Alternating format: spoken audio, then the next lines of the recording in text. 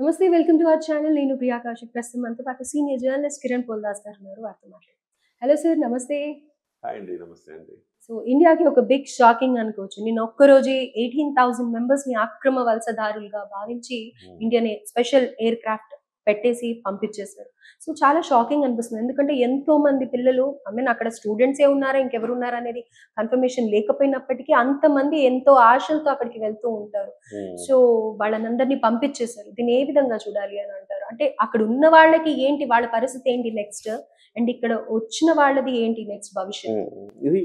ఇది అంత ఆందోళన పడాల్సిన అంశం ఏం కాదు ప్రియాంక గారు. ఎందుకంటే నీతిగా నిజాయితీగా వెళ్ళిన వాళ్ళ ఎవరికి కూడా పద్ధతి ప్రకారం రూల్స్ అండ్ రెగ్యులేషన్స్ పాటిస్తూ వెళ్ళిన వాళ్ళకి ఎవ్వరికీ ప్రాబ్లం లేదు. ఎవరైతే వీటన్నిటిని మేనేజ్ చేసి వెళ్తారో వాళ్ళ వరకే ప్రాబ్లం. ఇవాళ 18,000 మంది కూడా వచ్చేసిన వాళ్ళు అక్రమంగా రూల్స్ అండ్ రెగ్యులేషన్స్కి వ్యతిరేకంగా అక్కడ ఉంటున్నవారే అన్నమాట. ఒక లెక్కల ప్రకారం ప్రతి ఏడాది భారతదేశం నుంచి 13 లక్షల మంది విద్యార్థులు అమెరికాలో చదువుకోవడానికి వెళుతూ ఉంటారు. ఓవరాల్గా ఒక తెలుగు రాష్ట్రాల నుంచి దాదాపు 2 లక్షల మంది వెళుతుంటారని ఒక అంచనా. అయితే ఇప్పుడు వరకు చూస్తే వాళ్ళ లెక్కల ప్రకారం 7,25,000 మంది అక్రమంగా అక్కడ ఉంటున్నారు అనేది అమెరికా ఇస్తున్న నివేదికలు. ఓవరాల్ ఇండియన్స్ 7,25,000 మంది స్టూడెంట్స్ అక్కడ అక్రమంగా ఉంటున్నారు, వలస ఉంటున్నారు. మనం సహజంగా ఏంటంటే మనం అక్కడికి వెళ్ళిపోయి ఏదో డిపెండెంట్ వీసాల మీద అట్లా వెళ్ళేవాళ్ళు తప్ప అక్రమంగా అక్కడికి సహజంగా ఉద్యోగాలు చేసేయడానికి వెళ్ళరు. సో అక్కడ స్టూడెంట్స్ దగ్గర నుంచి స్టార్ట్ అవుతుంది. స్టూడెంట్స్ ఏం చేస్తారు, అక్కడ అమెరికాలో చదువుకోవాలి అని అనుకుంటారు. అమెరికాలో చదువుకోవాలనుకుంటే నిజాయితీగా వెళ్ళే వాళ్ళు చాలా కొద్ది మంది ఉంటారు. అమెరికా ఎందుకు అక్కడికి అనుమతిస్తుందంటే, నువ్వు అమెరికాకు వచ్చిన తర్వాత నువ్వు క్యాంపస్లో పనిచేయచ్చు కానీ బయట పార్ట్ టైంలో చేయటానికి లేదు. నువ్వు అక్కడ ఉండటానికి తినటానికి కావలసిన డబ్బు నీ దగ్గర ఉన్నదా, ఉంటేనే అప్లై చేసుకో. సో ఫీజులు కట్టడానికి డబ్బు ఉందా నీ దగ్గర, ఉంటే అప్లై చేసుకో, ఇది అంటది. కానీ మన కన్సల్టెన్సీలు ఏం చేస్తాయంటే, ఏముందండి మీరు ఒక సెమ్కి డబ్బులు రెడీ చేసుకుంటే చాలు, మిగతా అంతా కూడా అక్కడ పార్ట్ టైం చేసి డబ్బులు సంపాదించవచ్చు, ఉండటానికి నెక్స్ట్ ఫీజులు కూడా అక్కడ చేసేయచ్చు అని చెప్పి జనాన్ని ఈ రకంగా మభ్యపెట్టి కన్సల్టెన్సీలు మోసం చేస్తాయి. అడుగడుగున కన్సల్టెన్సీని మోసం చేస్తాయి అనే దానికంటే కూడా ఇంతకు ముందు వెళ్ళిన వాళ్ళందరూ కూడా అలానే వర్క్ చేసుకుంటూ అలానే వెళ్ళిన వాళ్ళు ఉన్నారండి. కానీ అలానే వెళ్ళిన వాళ్ళు ఉన్నారు, అది నిబంధనలకు విరుద్ధం కదా. బయట నువ్వు వచ్చి ఉద్యోగం చేయకూడదు అని అంటే ఆ రూల్ లాస్ట్ టైం ట్రంప్ వచ్చినప్పుడు పెట్టారు, స్టూడెంట్స్ చదువుకుంటూ వర్క్ చేయొద్దు. క్యాంపస్ లో వర్క్ చేసుకోవచ్చు, క్యాంపస్ లో అయితే ఉంటుంది, లైబ్రరీలో వర్క్ చేయడం, మనం ఇంకోటాను ఉంటుంది క్యాంపస్ లో. డిమాండ్ అనుకున్నప్పుడు మరి ఎలా పాసిబుల్ అవుతుంది? జాబ్స్ కూడా ఉండవు, సో బయట వెతుక్కుంటారు. ఇప్పుడు మనం ఏం చేయాలంటే బయట వెతుక్కుంటారు. సహజంగా అదే పద్ధతులు వెళతారండి. వాళ్ళందరూ ఇప్పుడు ఇబ్బంది పడుతున్నారు, అది వాస్తవం. తల్లిదండ్రులు ఇక్కడి నుంచి వాళ్ళకి ప్రతి సెమ్కి ఫీజు కట్టడమే కష్టం అంటే వాళ్ళు ఉండటానికి తినటానికి ఎక్కడి నుంచి ఇస్తారు? సో ఇది అమెరికాకి వెళ్ళాలి అని వేలం బెర్రిగా ఆలోచించే వాళ్ళకి ఇది ఒక చంపపెట్టు అనుకోవాలి. భారతదేశంలో మంచిగా చదివే ఇన్స్టిట్యూట్స్ లేవా, మంచిగా చదువు చెప్పేవి లేవా? ఇక్కడ కూడా బ్రహ్మాండంగా చదువుకోవచ్చు. సో చాలా మంది ఒక రకంగా చెప్పాలంటే స్కూలింగ్ ఇక్కడ వేస్తుంటారు. అమెరికా వాళ్ళు కూడా చాలా మంది వేసుకునే వాళ్ళు. సో నేనేమంటున్నానంటే, అమెరికాకి వెళ్ళి చదవడం అనేది ఒక స్టేటస్ సింబల్ అయిపోయింది. అమెరికాకి వెళ్ళి చదువుకుని వచ్చాడు అని. అమెరికాలో చదువుకొచ్చాడంటే అక్కడ ఏం పీకేది ఏం లేదు. నిజంగా లిటరల్లీ చెప్పాలంటే అక్కడేమో అద్భుతమైన చదువులు ఏమి ఉండవు. స్టేట్ యూనివర్సిటీలు, ప్రైవేట్ యూనివర్సిటీలు ఉంటాయి. స్టేట్ యూనివర్సిటీలో చదువుకుంటే చాలా తక్కువ ఫీజు ఉంటుంది, చాలా మంచి విద్య వస్తుంది. సో ప్రైవేట్ యూనివర్సిటీలో అంత ప్రమాణాలు ఏమి ఉండవు. సో మనలాగా మనకు డీమ్డ్ యూనివర్సిటీలు ఎలా ఉంటాయి, అక్కడ కొన్ని యూనివర్సిటీలు ఉంటాయి. ఆ యూనివర్సిటీలు ఎందుకున్నాయి చెప్పనా, ఇలాగ విదేశీ విద్యార్థుల కోసమే యూనివర్సిటీ ఏర్పడుతుంది, వాళ్ళ దగ్గర డబ్బులు తీసుకోవడం కోసమే యూనివర్సిటీ ఏర్పడుతుంది. సో అలాంటప్పుడు మనం ఏదో మనకు దూరపు కొండలు నునుపండి, అక్కడికి వెళ్ళి ఏదో అద్భుతం అమోఘం అనుకుంటాం, కానీ అంత సీనే ఉండదు అక్కడ. వీళ్ళందరూ అదే అమెరికా చూడడం, అమెరికాలో సెటిల్ అవడానికి ఇది ఒక మార్గం అనుకుని వెళ్తారు. డాలర్లలో సంపాదించుకోవడం అనేది అల్టిమేట్ గోల్ అండి ఎవరికైనా.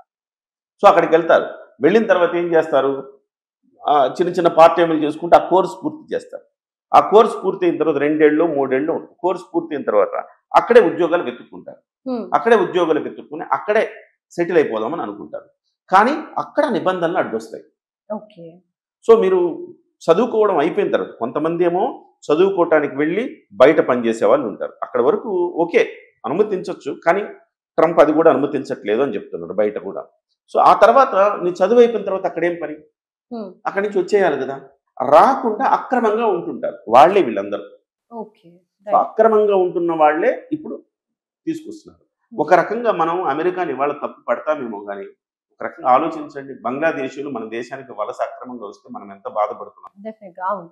ఇతర దేశాల నుంచి మన దగ్గరికి వస్తే వీళ్ళే మనకి రేపు పొద్దున దేశ విద్రోహులుగా మారతారు. మన కంట్రీ పట్ల వాళ్ళకి దేశభక్తి ఎందుకు ఉంటుందండి? వీళ్ళే మనకి ఉగ్రవాదులుగా మారే అవకాశం ఉంది అని చెప్పేసి మనం చాలా బాధపడుతుంటాం. అవును. ఇప్పుడు బంగ్లాదేశ్ అక్రమ వలసలను అడ్డుకోవటం కోసం తలకిందు తపస్సులు చేయాల్సి వస్తుంది మనం. అవును. సో డెఫినెట్‌గా చూస్తూనే ఉన్నాం. అలాంటప్పుడు మనకొక న్యాయం, వాళ్ళకొక న్యాయమా?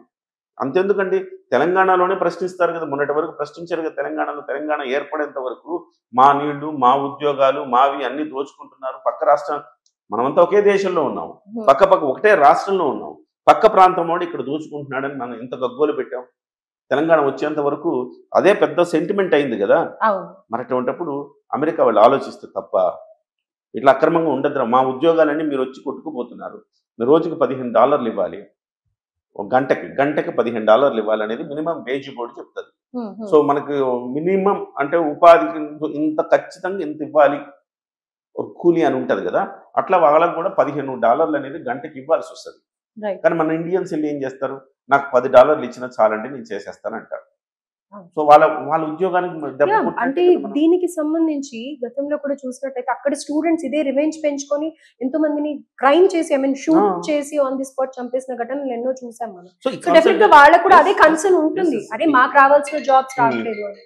ఈ కన్సల్టెన్సీలు కూడా ఏం చేస్తాయంటే ఇలాంటి పనులే చేస్తాయి. అంటే అన్ని మభ్య పెడతాయి. అమెరికా కన్నా కోరిక ఉంటే సరిపోదు కదండి, చివరికి ప్రాక్సీ ఇంటర్వ్యూలు చేసి కూడా వాళ్ళకి వీసాలు ఇప్పిస్తాయండి. ఓకే. అంటే దొంగగా వాడికి ఇంగ్లీష్ సరిగా రాదు, వాడికి కేవలం వెళ్ళాలన్న ఒక తలంపే ఉంటుంది. అలాంటి వాళ్ళు కూడా వెళ్ళిపోయారు. ఇవాళ నిజంగా చదువుకోవడానికి వెళ్ళిన వాళ్ళు చాలా తక్కువ మంది ఉంటారు. కానీ ఇలాంటి వాళ్ళు కూడా వెళ్ళిపోతున్నారు.